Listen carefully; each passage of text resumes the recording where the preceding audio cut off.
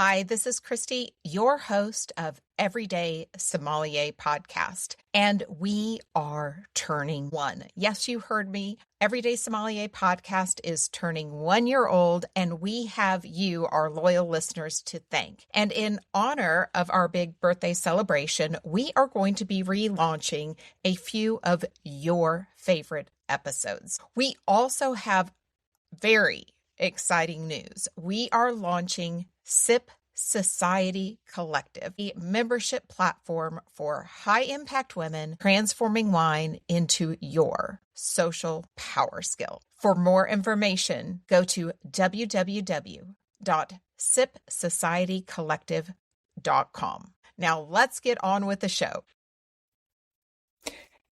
In the world of wine, there are hundreds, if not thousands, of decisions you can make on a daily basis. Should I order the red wine or a white wine? Do I want a sparkling wine or a rosé? And everything in between.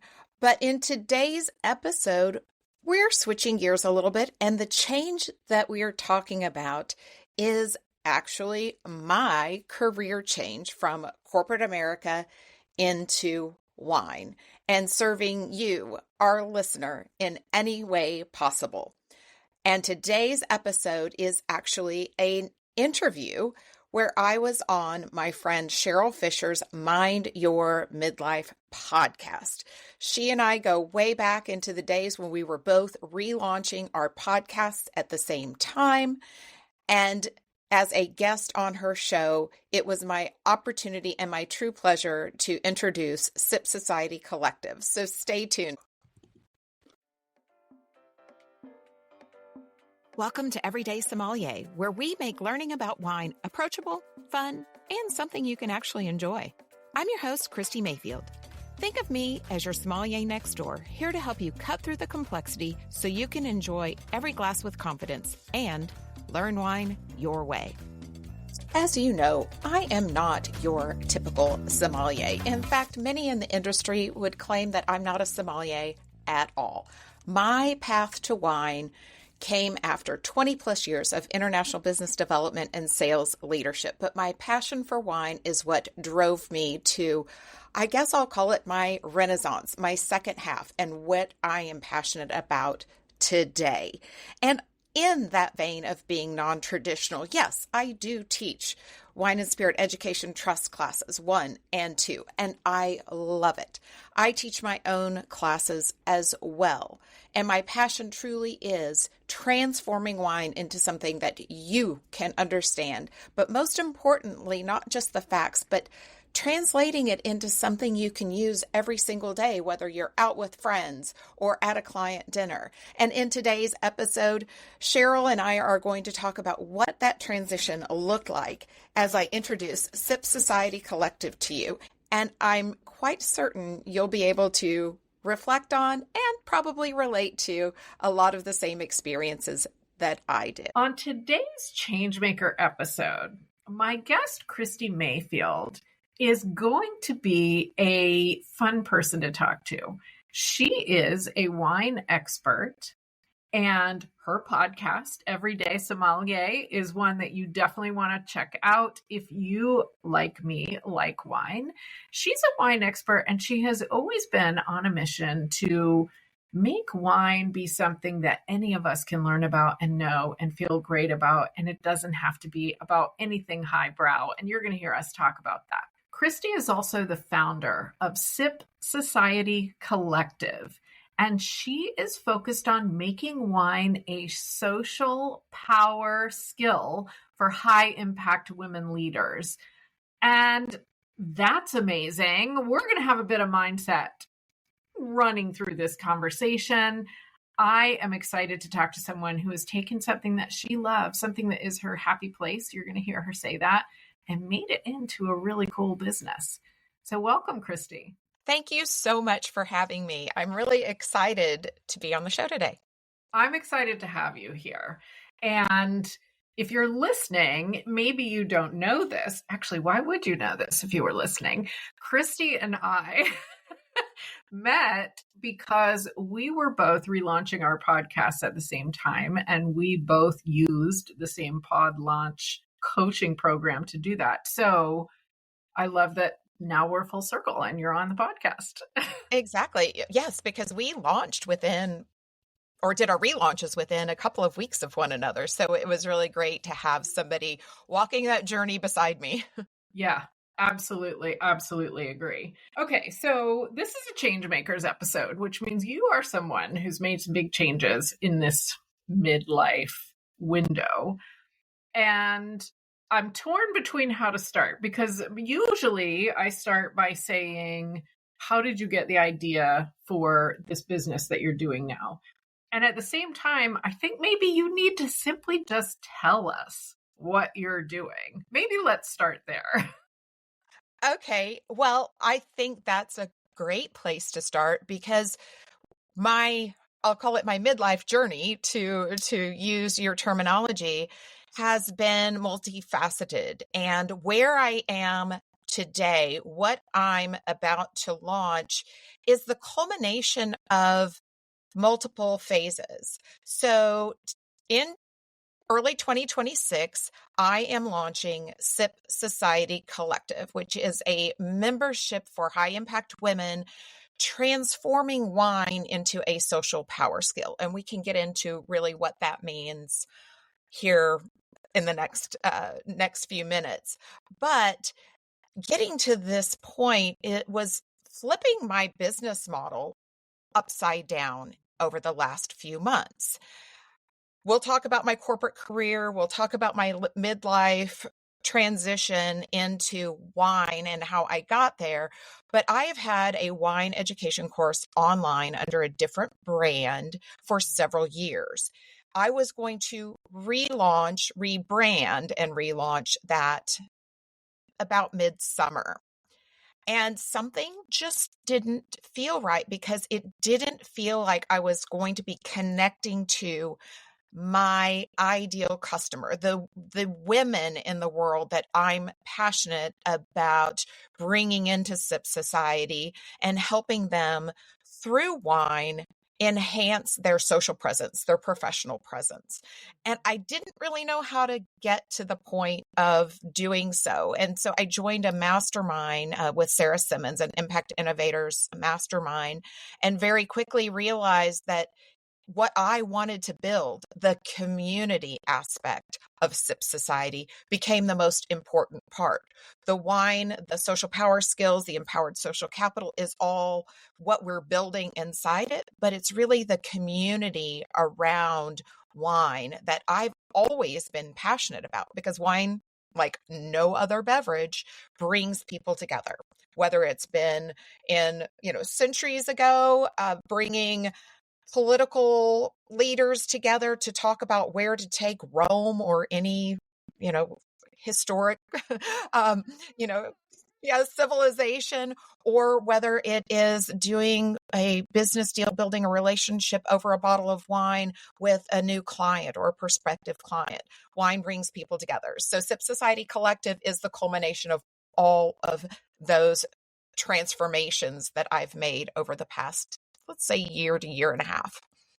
So, is it fair to say that this idea came out of trusting your gut a little bit, that what you were doing wasn't quite what you wanted to be doing? Was it like an intuition type of thing?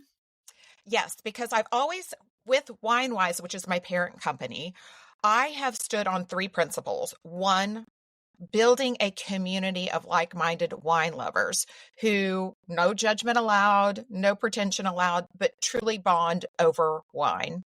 Two, supporting business professionals, service industry professionals, as well as women in finding how to really understand wine in a whole new way. And then third, supporting the wine industry, the people who work so hard day in, day out, year in, year out, to put that beautiful liquid into that bottle that we as consumers get to enjoy. So the farmers, the winemakers, and everyone in between. So those are my three pillars and always have been, but I wasn't sure how to execute on pillar number one. Yeah, I hear that. I hear that. And I always appreciated your angle.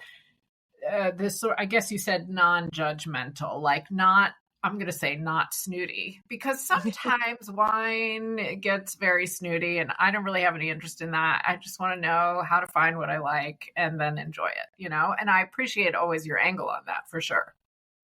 Yes. And while I have myself loved seeing wine coming into the spotlight with Netflix shows like and all of the getting to see the inside of how difficult the industry really is to get to those highest levels, master sommelier or master of wine. Those individuals are the elite of the elite. But what I want everyday wine consumers to know is you don't have to be at that level. You don't have to be a sommelier to have your own wine journey. And if Two Buck Chuck is your favorite wine, go with it. But I want you to understand why it is you love that and why it is you might not like another style of wine so that you can expand your journey, but do it on your own terms because that's what wine is about. We wouldn't have a $4 bottle of wine and a $4,000 bottle of wine if there was not a consumer market for it. So I want people to embrace where they are, but learn how to grow beyond that without any fear or intimidation. Love it. Love it. I have always loved that. And goodness, if more businesses operated from that kind of perspective, I think that would be even better. I love it. Okay. So let's go back to what you said about really right around the time this episode comes out, you will have launched this new community, Sip Society Collective. Yes.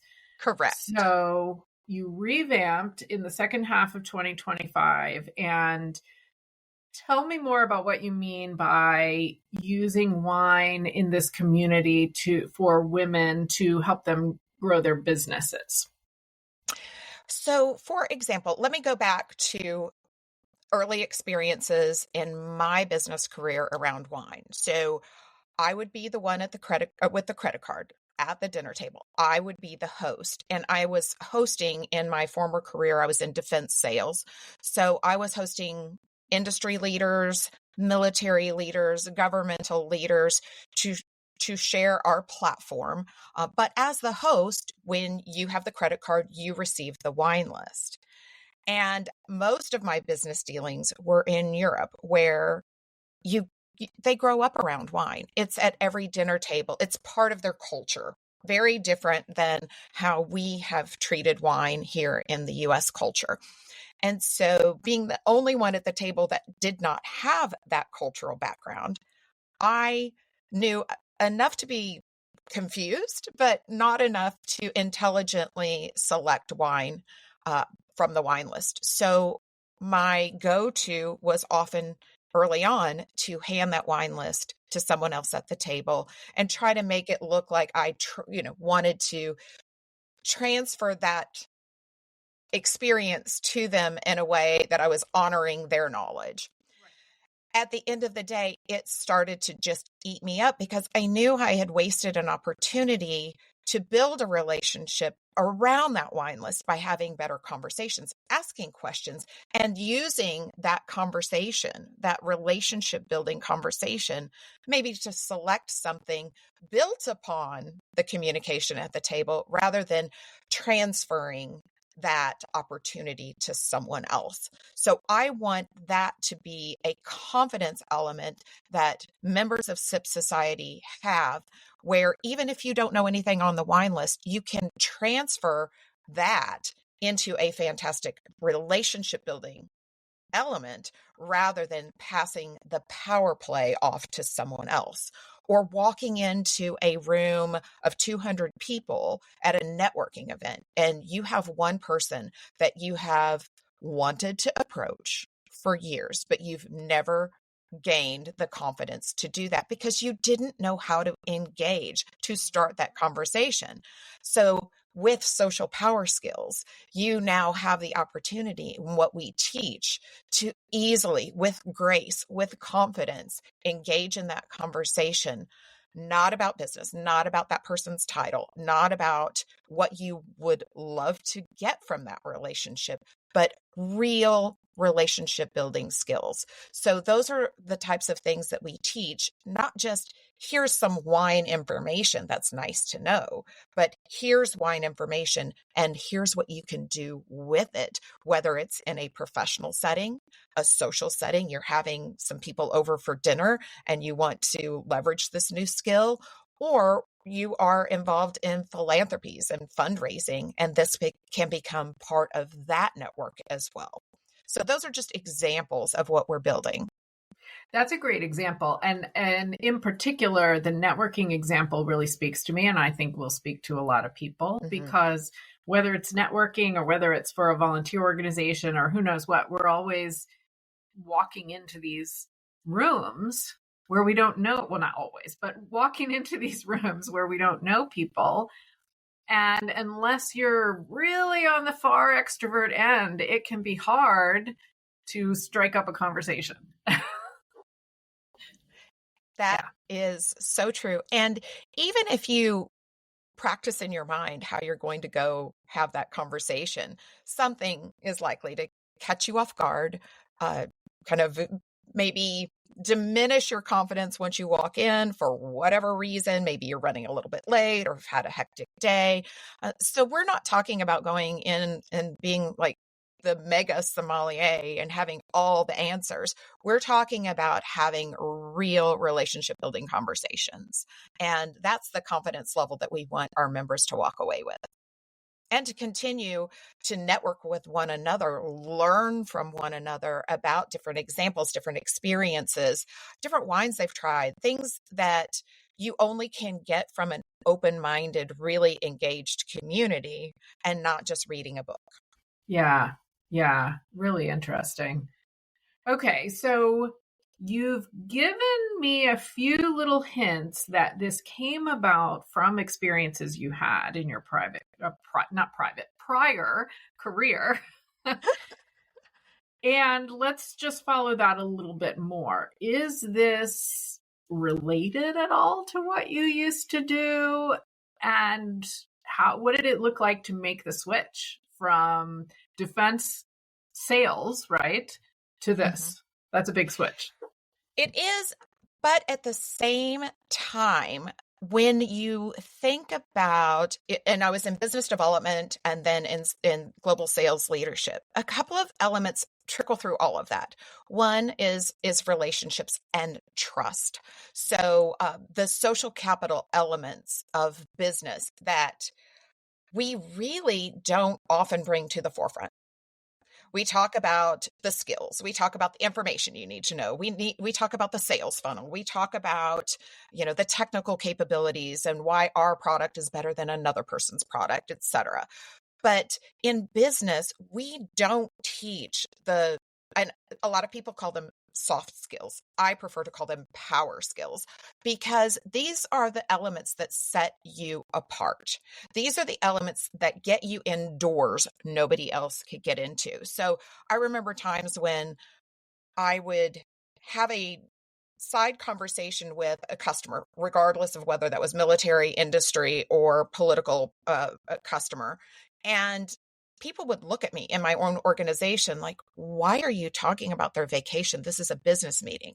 But what they didn't realize is that I had a completely different level of trust built based upon those conversations, based upon those relationships that other people didn't see as valuable as I did.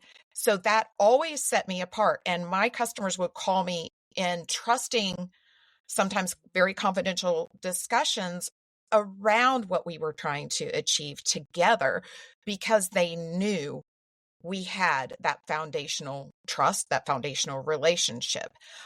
In addition to that, it was something I always tried to instill in my team is that, yes, I might be the global sales leader, but you and I need to build a relationship outside that so we trust one another. I trust you because you're in your position to go do the best you can do in your job. And I want you to trust me that I'm going to do the things that I need to do in my role to support you. And I think we forget about those elements sometimes. And then the cultural aspects, I've always worked globally or internationally. And wine is one of those cultural elements, as I talked about earlier. And just embracing when you're in Italy, Italian wine and how that's embedded into culture and how you can infuse that not just into personal relationships, but into business relationships, regardless of where you are traveling. So I think from a perspective of the cultural aspects, the trust and relationship building aspects, they are similar, just dramatically different products from, fighter jets and cargo jets to, wine skills. But I I know that there are links that we can all leverage, and that's what I want to build upon. And so how did it happen when you left that career? What was the catalyst, or how did it happen that you left that and you said, I'm starting something new? I had spent a lot of time on my own doing wine education and certifications. And it just became such a passion because it's the whole thing, not just what's in your class, but the entire industry, because it's an agricultural product. I grew up in Missouri. I love the simplicity of a good ear of corn. So those are things that really drew me to wine. And the more I learned, the more my passion grew around wine. And we're also seeing a decline in wine sales and spirits and everything else right now. To me, I I wanted to be part of reinvigorating and bringing a whole different perspective to wine. And I kept talking about this. And my husband and I took my mother to Europe. We did this big European trip, and I'm standing in a vineyard in Austria, and my husband looked at me and he's like, "You are so in your happy place." And I said, this is what, like, I feel so grounded. I feel so connected. I feel just nothing but happiness and joy right now. And he said, "Well, if that's what you really love, go figure out how to do it." I didn't know what I wanted to do. Had no idea. But 2 months later, I had exited corporate America, and let's go figure it out. So it's been a little bit of a time trying to figure it out, because I knew that there was a mechanism, there was a meaning behind this transition. I just didn't have all of the pieces of the puzzle to figure out exactly where I was supposed to be until now. And I like that you are kind of pulling all the pieces together, because you're talking about women in businessy roles, and Mhm. yet we're taking this other aspect that is often looked at as fun, wine, and the soft skills. And it's interesting because one of the things I do is corporate training, and Mhm. sometimes when we're in corporate type roles, we get so serious like robots. And, we have to be serious and sophisticated. And otherwise, we won't be respected, or whatever, whatever, whatever. But what I have learned is humor always helps in a corporate training type of environment. It doesn't matter who I'm talking to, it doesn't matter what type of level the room is. Humor always is good, assuming it's not, off color or whatever. Off color. And that's a soft skill too that you're talking about. And you're right. We don't know those things, or we don't get taught those things until maybe some boss that happened to be quite sophisticated and emotionally intelligent maybe told us one time, but otherwise it's not taught. Interesting. So true. And I have done quite a few corporate events where I've used wine as an icebreaker, putting teams together and having them blind a wine and have to create a brand, a marketing pitch, a story behind that wine, or others where, well, many different ways of doing it. So doing team building, whether it's a leadership team, a new board of directors that's just forming and hasn't worked together before, and doing something outside of your typical team building, whether that's a ropes course, hatchet throwing, top golf, or something like that. This is a social acumen skill, a social power skill that everybody can leverage at some point in time, even if they don't drink. So I always infuse a group that is doing the same activity around a non-alcoholic wine, because you still need to bring that into the fold, because we are seeing a lot more non-alcoholic opportunities. That part of the industry is really growing. The options are getting better and more readily available. And we need that, because wine should be all inclusive. It shouldn't be exclusive because somebody doesn't choose to drink the alcoholic version of wine. And that's another beauty of these types of events. And that's another beauty of bringing people into the community, because we're not just there to have a happy hour and a party. It's it goes way beyond that. And one of the things I like to teach is, how do you maintain and control how much you drink? Because, we pour wine into a glass. Well, glasses could be 10 ounces Yeah. or 26 ounces. And that pour looks a lot different depending upon the glass. So those are the other types of skills that we're learning in Sip Society Collective is, it's okay to have a glass of wine every night, as long as that glass isn't necessarily It's the not a whole bottle fishbowl that you filled to the brim. Yeah. right. So embracing that element of what's going on more broadly in our society is hugely important within Sip Society. Yeah, That I like that. inclusiveness aspect. I like that, because there may be someone listening who's thinking, well, this is all well and good, but it doesn't apply to me. I don't drink wine, or I don't drink, or whatever. And so I appreciate that. You're right. I see more and more de-alkalized, I guess they call it, versions of things. And I have to confess, I haven't loved anything I've tried, but they are getting better. They are getting better. Yes, it's embracing something different. And I'm convinced that we're going to get a lot more good things on the market. And there's always a time and place for it, particularly on a Sunday. If I want mimosas with a little brunch with friends, I'm going to pick a non-alcoholic sparkling wine, because I can have that beautiful mimosa experience without the alcohol and continue the rest of my day, but still have that celebratory relationship with my girlfriends over that bottle of wine. I like that a lot. Okay, so you sort of sounded a minute ago like once you left your job and you decided this is where you were going to go, maybe it hasn't been a smooth path all the time.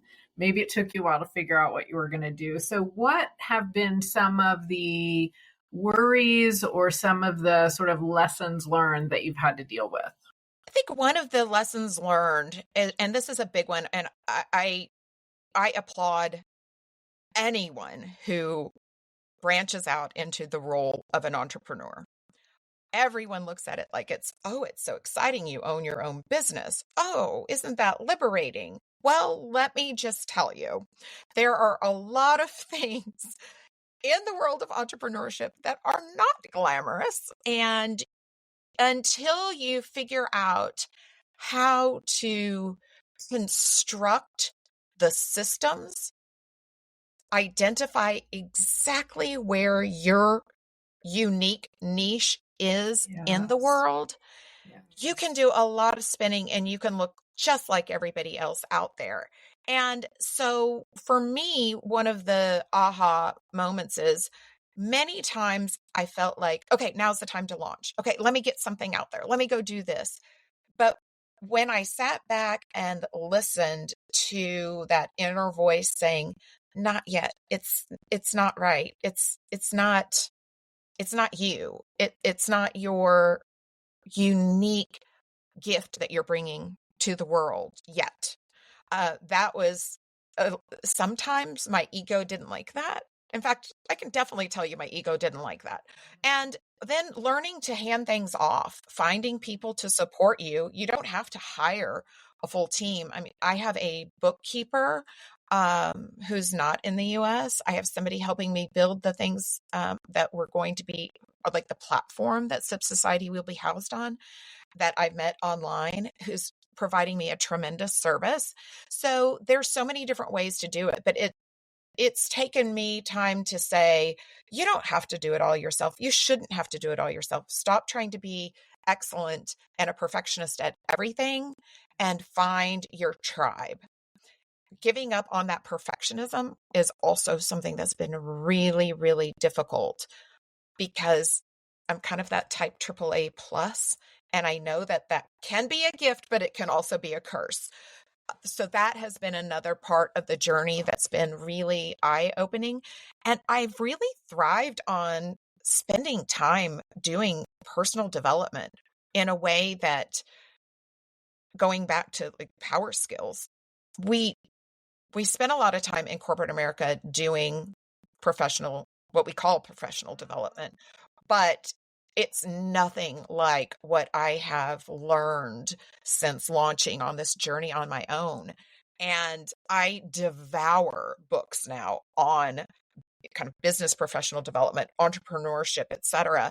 And it's transformed the way I think about where I am in the world today. Now, there's times when I've spent so much time on the back end that I'm not actively out front selling or bringing in any income. I'm very fortunate that in my past career, I was able to, at least have a bank account that I can leverage to do this growth. But it is not easy to be an entrepreneur. So I would encourage anybody listening, do it, but do it with your eyes wide open and spend as much time on professional, like your own personal growth and development as you can, because it is going to pay off in the long run. Yes, and that is why I'm nodding like a bobblehead, because that is the thing, in my opinion, that makes a difference between success and failure of whatever thing we're trying to do. And the funny part is, similar to you, I sort of come half from a business background and half from an education background, but I Right. poo-pooed the personal development stuff for a long time until my first entrepreneurial venture a number of years back, when I was like, wait, I'm supposed to make a big goal and then I'm supposed to be excited about it all the time. And like, what? Like, I had no idea how any of the stuff that is related to mindset and vision and being your own boss and all of that. So yes, there's a lot of resources out there and it makes a big difference. Right. And some of it coming out of corporate America seems kind of hokey, like a little hocus pocus, like, is this real? Or do people actually do this? But when you really embrace the fact that if you are not investing in yourself, why would somebody invest in you? Boom. Yeah, exactly right. Exactly right. And I know I'm not there yet. So every day on my dog walk, there's either a podcast or an audiobook ringing in my ears. Every morning, I try to hide from the dogs and get my quiet time where I can do that self-development. Doesn't always work. There's usually a herd of furry creatures around me begging for my attention. But I'm like, no, this is mom's time. Yeah. Leave me alone. And we have to be selfish and we have to find that because it's a gift you have to give yourself. I agree. Fantastic points for sure. Now, let's flip it from lessons learned and tell me, what is your favorite part, or multiple maybe favorite parts, about your business now? One, it's the women that I'm meeting who share this passion around bonding over something that most people don't talk about bonding over, but finding that common thread and just building these new relationships. I have met some of the most amazing people through this journey, and I'm so excited for those I have not yet met. That's the most exciting.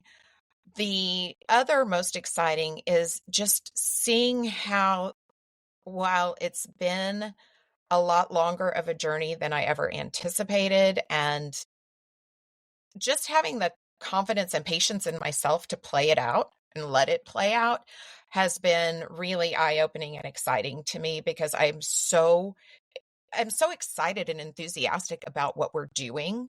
And I cannot wait to get into that next phase of building upon what the platform is and really bringing together just an amazing network of women I have not yet met. So those are things that I never really envisioned. I'm a natural networker. I love going, oh, wait a second. What'd you just say? Okay.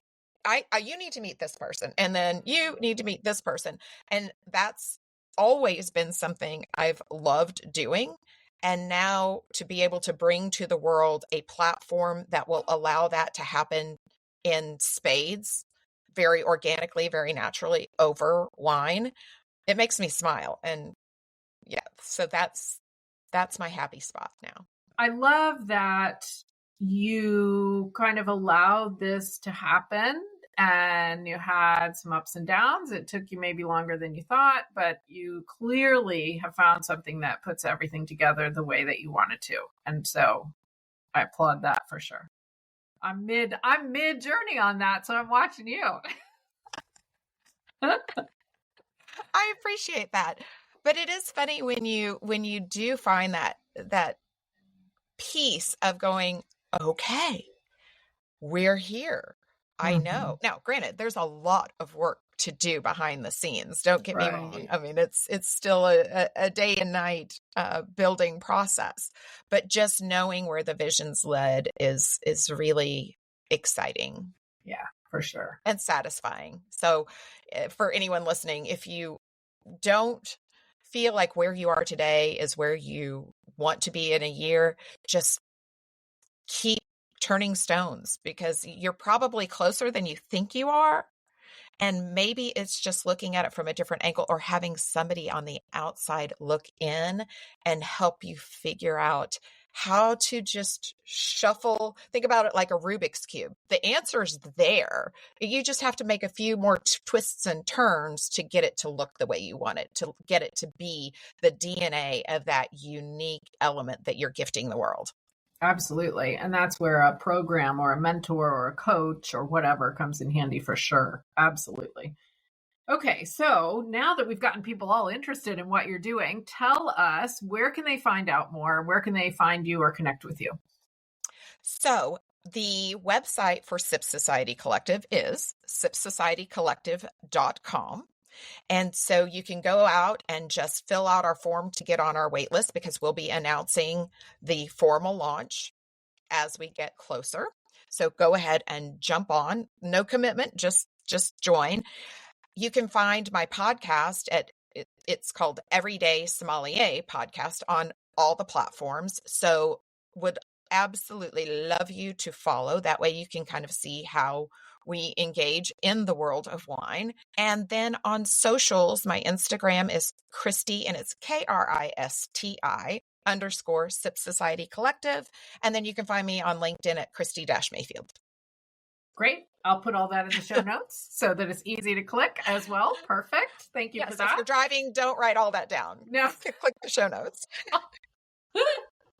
Okay, let's just follow that, because what I always ask at the end of an episode, because I do think people listen while they're driving or walking the dog or doing the dishes or the laundry. We can't remember everything. It's not like we're sitting here taking notes. So what do you say is the one just most important thing that you want somebody to remember from this discussion? One, if you are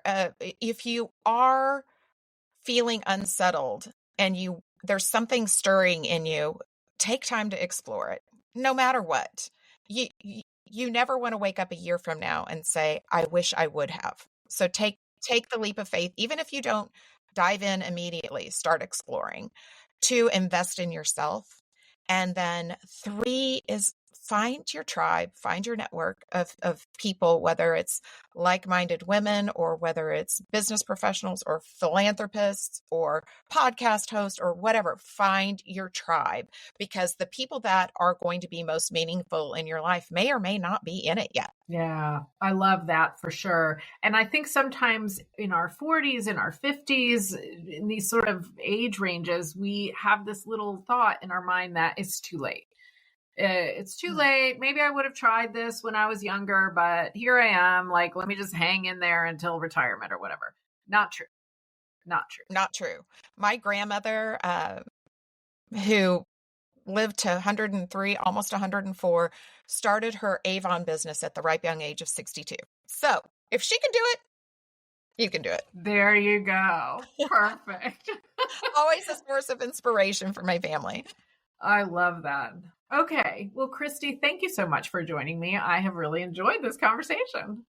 It has been so great to connect, and thank you for allowing me to be on your show. It's been so fun to watch your journey in this podcast. And speaking of podcasts, in our next episode, I am relaunching one more of your favorite 2025 episodes as we enter our second year of Everyday Sommelier.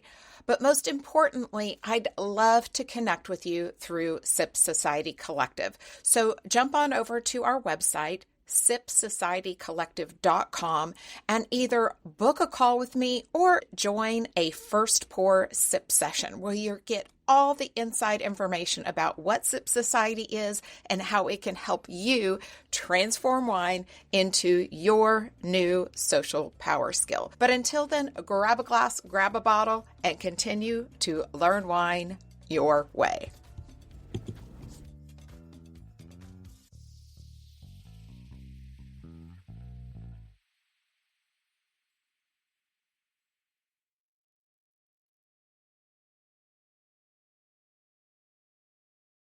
It is so fun to be able to relaunch some of your favorite episodes because without you, without the privilege of you tuning in to Everyday Sommelier podcast on a regular basis, we wouldn't be able to do what we do here. Now, let's go celebrate our 1-year anniversary together. And don't forget our exciting new launch of Sip Society Collective. Go to www.sipsocietycollective.com.